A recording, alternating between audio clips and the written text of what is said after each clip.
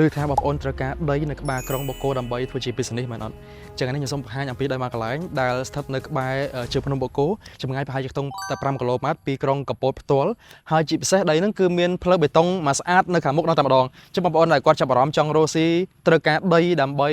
បើកជារបៀប resort ឬក៏ផ្ទះសំណាក់ឬក៏ជារបៀប boutique អីចឹងណាតំបន់នេះគឺអំណោយផលខ្លាំងមែនទែនដោយសារតែមានផ្ទះសំណាក់មានស្ថានភាពមាន resort ក្បែរហ្នឹងគឺច្រើនខ្លាំងមែនទែនចឹងបងប្អូនអាចបង្កើតជារ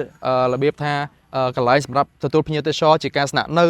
ឬក៏ផ្ដល់ជាសេវាកម្មដល់ភ្ញៀវទេសចរដែលគាត់ស្នាក់នៅ resort ក្បែរហ្នឹងអញ្ចឹងណាចឹងបង្កើតជាសេវាកម្មជួលម៉ូតូឬក៏ជួលកង់សម្រាប់ភ្ញៀវទេសចរដែលគាត់ស្នាក់នៅ